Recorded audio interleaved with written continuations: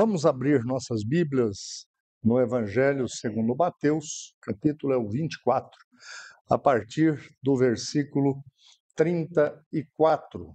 Diz assim a palavra do nosso Deus: Eu lhes digo a verdade, esta geração certamente não passará, até que todas essas coisas tenham acontecido.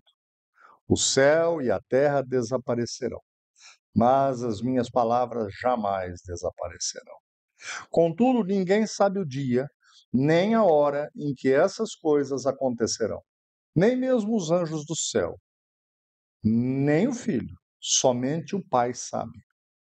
Quando o Filho do Homem voltar, será como no tempo de Noé. Nos dias antes do dilúvio, o povo seguia sua rotina de banquetes, festas e casamentos, até o dia em que Noé entrou na arca. Não perceberam o que estava para acontecer, até que veio o dilúvio e levou todos. Assim será na vinda do Filho do Homem. 2 homens estarão trabalhando juntos no campo, um será levado e o outro deixado. 2 mulheres estarão moendo cereal no moinho, uma será levada, a outra deixada. Portanto, vigiem, pois não sabem em que ocasião o seu Senhor virá. Entendam isto. Se o dono da casa soubesse exatamente a que horas viria o ladrão, ficaria atento e não permitiria que sua casa fosse arrombada. Estejam também sempre preparados, pois o Filho do Homem virá quando menos esperam. Amém.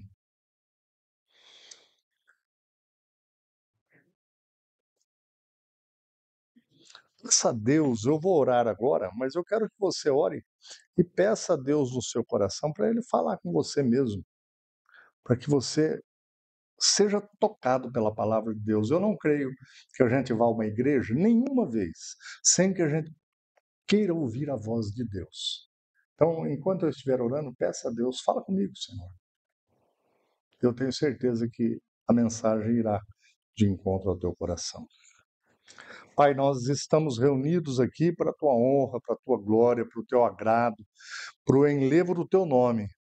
E nós somos todos pecadores. Nós somos todos agraciados pelo Senhor. E queremos, nesta hora, compreender tua palavra. Só o Senhor pode mexer no nosso coração, de forma a transformar uma vida. Fala conosco. Nós te pedimos em nome de Jesus. Amém. Esse capítulo começa com uma visita, se nós fôssemos ler o início do capítulo 24, de Jesus e seus discípulos ao templo. E eles estão por ali, é a última semana de vida de Jesus, e eles estão observando as pessoas, observando os rituais do templo, e num dado momento, os discípulos não aguentam e falam para ele: Mestre, que lugar bonito, olha o tamanho dessas pedras.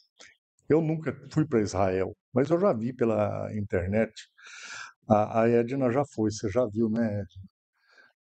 Tem pedras que foram todas elas tiradas à mão, obviamente, no tempo em que foi feito o Templo de Jerusalém, que são imensas, são toneladas. Elas foram tiradas à mão, elas foram levadas até o local e o templo foi construído. Herodes o Grande, quando reconstrói o templo, o que havia sobrado do templo, ele faz questão de fazer algo mais grande, mais enaltecido do que o próprio templo de Salomão. E os discípulos, então, eles não aguentam e falam: Senhor, para Jesus, olha que construção, que pedras. E Jesus fala: olha, não vai ficar pedra sobre pedra. Era uma afirmação completamente sem nexo para aquele momento. Era uma afirmação que assustava qualquer um. Os rabinos judeus nunca gostaram do Império Romano e muito menos de Herodes o Grande. Mas eles afirmavam assim: quem nunca viu o edifício de Herodes, nunca em sua vida viu um belo edifício. De tão grandioso que era. E Jesus prevê aquela maravilha. Foram gastos 46 anos para construir o templo de Jerusalém. E seria destruído totalmente, segundo Jesus. Eles logo que falam sobre isso, eles atravessam o Vale de Cedron e sobem para o Monte das Oliveiras, onde, se estivéssemos todos aqui onde eu estou, veríamos o templo a uma distância de uns 2.000 metros, com toda a sua grandeza. E é naquele momento que eles fazem 3 perguntas para Jesus. Eles perguntam: Mestre, quando isso vai acontecer? Segunda, quais serão os sinais da sua vinda, mestre? E terceira pergunta, quais os sinais da consumação do século? Eles estão certos de que chegou na palavra de Jesus a indicação do fim do mundo. Jesus, então, vai tratar com os seus discípulos sobre isso. E o tema que eu quero que a gente aprecie nessa noite é: e se o fim do mundo chegar amanhã? E se o fim chegar amanhã? Se nós tivéssemos 24 horas para fazermos o que quiséssemos, como é que você reagiria? Se você tivesse 100% de certeza que fosse amanhã, às 6 e pouco da tarde, acabar tudo. Primeiro ponto que eu quero que a gente compreenda nesse texto é a certeza do cumprimento da palavra. Isso ocorreu nos anos 30.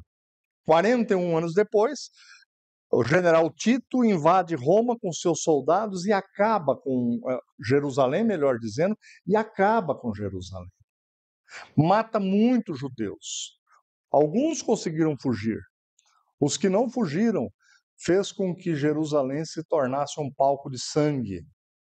O templo foi totalmente derrubado, queimado, estragado, tudo que havia de mais sagrado para aquele povo foi destruído no ano 71. Ocorreu o improvável. Era inimaginável na mente do povo isso. Deus havia provido o livramento. Alguns anos antes, uns 100 anos antes, existiu uma família de judeus, família de Judas Macabeus, que lutou muito para que o povo de Israel tivesse um pouco de liberdade. E essa liberdade havia chegado. Teve um tempo de muita paz. O exército, ou melhor, o Império Romano tolerava os judeus. O Império Romano fazia assim, eles dominavam uma região ou um povo, e eles colocavam um governador deles naquela região e falavam: vocês podem ter o rei de vocês, que no caso era o rei Herodes. Mas, na verdade, quem mandava mesmo era Roma. E estava num tempo de paz. Ninguém tinha na mente: olha, Roma vai destruir isso daqui tudo. A palavra de Jesus é a palavra de Deus. Ele disse: não ficará pedra sobre pedra. E não ficou. Jesus era um rabino muito simples, um mestre humilde. Como que ele poderia saber? Duas possibilidades: ou ele era um charlatão e ficava inventando coisas, ou ele era Deus. E ele é Deus. Ele disse: não ficará pedra sobre pedra. As minhas palavras jamais desaparecerão. Esta palavra se cumpriu em relação ao templo. Essa palavra que nós lemos hoje, ela se cumpre em relação à tua vida, à minha vida. Nós podemos descansar nessa palavra. E essa palavra diz assim, ó: fui jovem e agora sou velho, mas nunca vi o justo ser abandonado, nem seus filhos mendigarem o pão. Acalme o seu coração. Isso é palavra de Deus, isso tem poder. Busquem em primeiro lugar o reino de Deus e a sua justiça, e todas essas coisas lhes serão dadas. Acalme o seu coração. A palavra de Deus se cumpre. Deus é fiel e só Ele tem poder de falar e acontecer. Segundo lugar, eu quero que a gente preste atenção na certeza da volta inesperada de Jesus. Jesus disse muitas coisas. Obviamente, Jesus Ele não estava dizendo que com a destruição do templo, o mundo se acabaria, ele voltaria e haveria o juízo final. Não. Tanto que quando ele compreende que os discípulos estão entendendo mal, ele começa agora a explicar. Ele fala: olha, estas coisas virão acompanhadas de muitas outras, existirão sinais. Sempre é muito temeroso, gente, quando surge alguém, seja quem for, pode ser da igreja presbiteriana, da assembleia, pode ser de qualquer igreja, que começa a ver um sinal, por exemplo, um terremoto, ou uma guerra, ou alguma coisa assim, fala: olha, isso está escrito na Bíblia, assim, assim. Não acreditem nisso, irmãos, porque a Bíblia é clara, somente o Pai sabe o tempo da volta de Jesus Cristo. É óbvio que quanto mais o tempo passa, mais próximo dessa volta nós ficamos. Mas Jesus agora começa a explicar para os seus discípulos: contudo, ninguém sabe o dia nem a hora em que estas coisas acontecerão, nem mesmo os anjos no céu, nem o Filho. A volta será secreta. Ou melhor, a volta não será secreta, ela será inesperada. Ou seja, você não espera e acontece. Mas Jesus falou dessa volta. Jesus, ele disse que seria como um piscar de olhos, um raio no céu. Não será secreta porque ele avisou lá em Atos 1:11, quando Jesus é elevado aos céus depois da sua ressurreição. Diz assim a Bíblia: homens da Galiléia, por que estão aí parados olhando para o céu? Esse Jesus que foi elevado do meio de vocês ao céu, voltará do mesmo modo que vocês o viram subir. É isso que a Bíblia nos afirma. Então, foi anunciado. Só não foi anunciado quando? É hoje, pastor? Não sei, pode ser. Pode ser hoje, pode ser amanhã, pode ser daqui 100 anos. Surgirão muitos enganadores, disse Jesus. Não deixe que ninguém os engane, pois muitos virão em meu nome dizendo: eu sou o Cristo, e enganarão a muitos. Jesus está falando daquele momento em que ele ressuscitou, subiu aos céus e depois até os nossos dias. Eu não sei vocês, mas eu tenho visto tanta notícia acerca de Deus e de pessoas que se dizem representar a Deus e coisas semelhantes, já anunciaram tantas coisas ao longo dos tempos. São sinais que Jesus disse que aconteceria. Dias de Noé. Assim como foi nos dias de Noé, também será a vinda do Filho do Homem. O que a gente sabe sobre Noé? Noé foi um homem justo, um homem íntegro, que cuidava da sua família, que trabalhava, que procurava respeitar as regras. Mas ele era um pecador, igual nós somos. Noé, seus filhos, sua esposa, as esposas dos seus filhos, mas ele honrava Deus, diz a Bíblia. Ele honrava Deus no meio de uma geração totalmente perdida.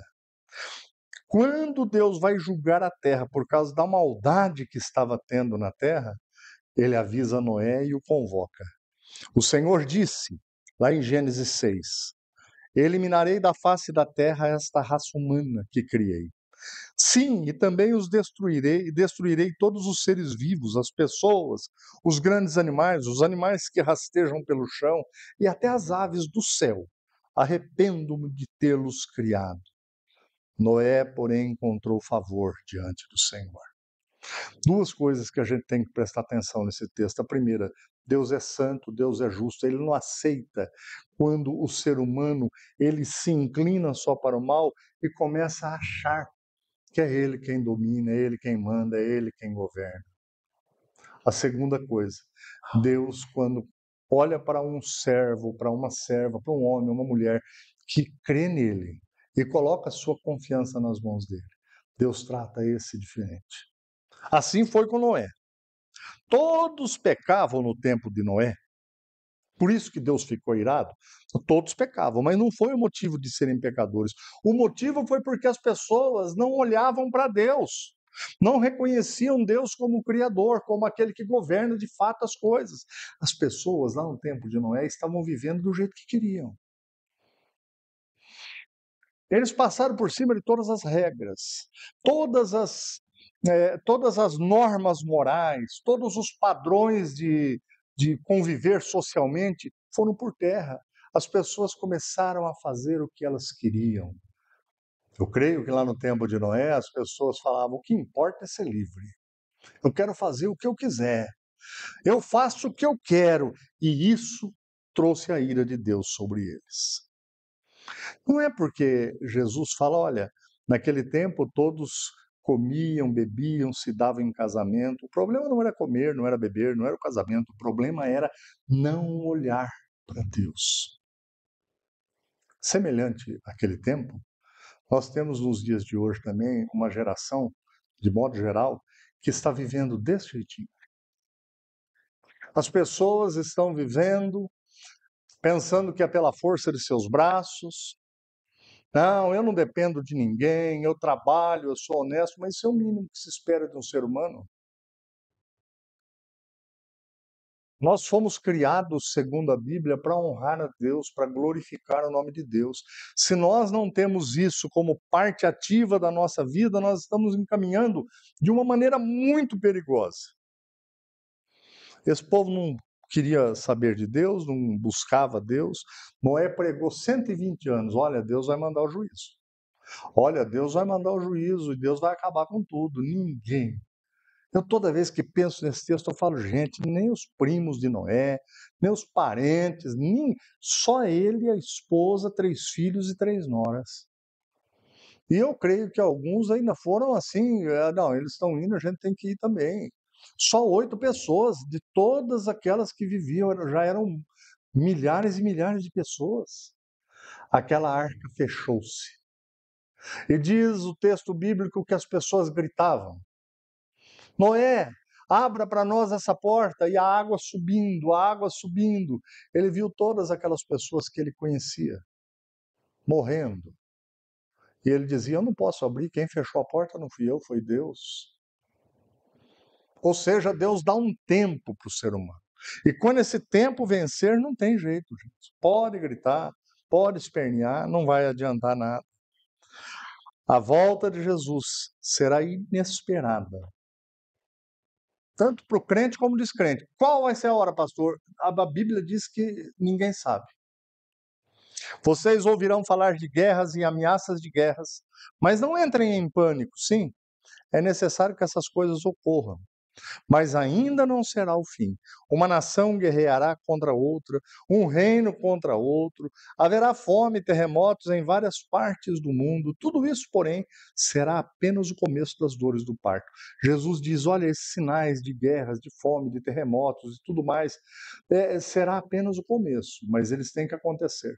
Um estudioso, até a década de 80, ele fez um levantamento de que nós já passamos por 300 guerras depois desse texto aqui. Então, quando Jesus fala de guerras, ele está falando de muitos sinais, de muitas guerras. Quando fala de terremotos, muitos terremotos, catástrofes naturais, muitas dessas. Mas aqui eu vou dar a minha interpretação desse texto, irmãos. Quando estas coisas se intensificarem, quando a gente ouvir falar muito de tragédias naturais, de terremotos, maremotos, tsunamis, de pestes e coisas, quando isso começa a ficar intensificado, está chegando bem próximo da volta de Jesus.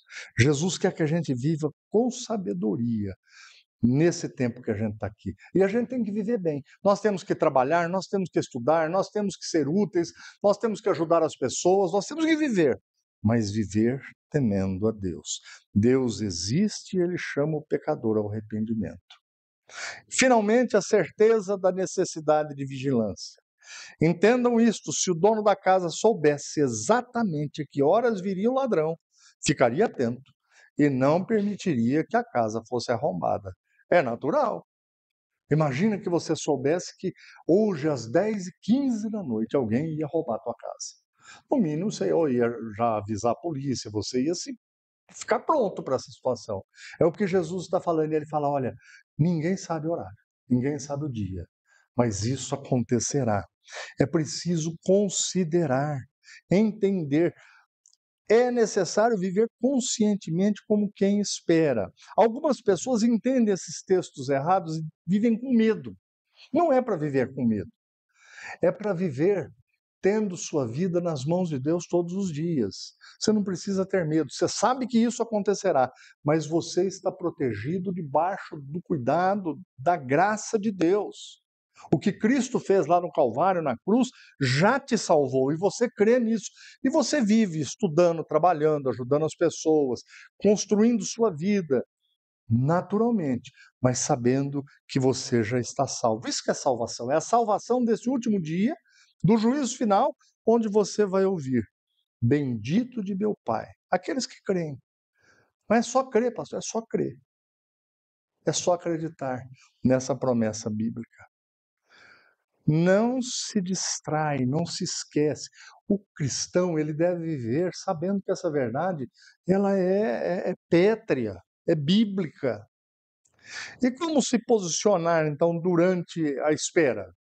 Do jeito que eu já disse: trabalhando, estudando, adorando a Deus, orando, lendo a Bíblia, aprendendo mais sobre quem Deus é e o que agrada a Deus, e vivendo normalmente nessa sociedade, ajudando a construir um futuro melhor, sendo alguém que preserva a natureza, sendo alguém que ajuda a sociedade onde vive.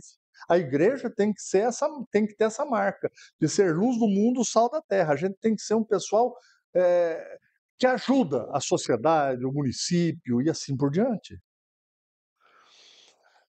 Falsos profetas surgirão em grande número, enganarão a muitos.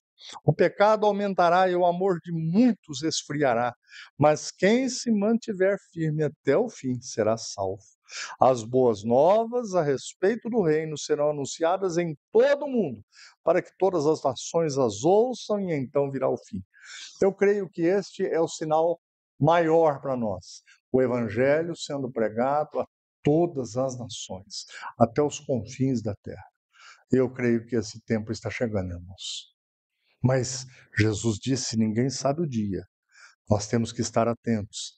Naquele dia, sim, não vai dar tempo, pastor, não vai. Quando Jesus for visto nos céus por todos, como que vai ser isso? Não sei. Eu sei que você pega o seu celular e você vê coisa que está acontecendo no Japão agora, eu já acho que não é difícil para ninguém ficar sabendo disso. Diz a Bíblia que todos os olhos verão. Naquele momento, acabou o tempo. A porta da arca fechou. Naquele momento, ninguém mais terá oportunidade. Diz um comentarista bíblico que já faleceu, Dr. William Hendrickson, o seguinte: os abutres. O texto bíblico diz no versículo 28, onde estiver o cadáver, aí se ajuntarão os abutres.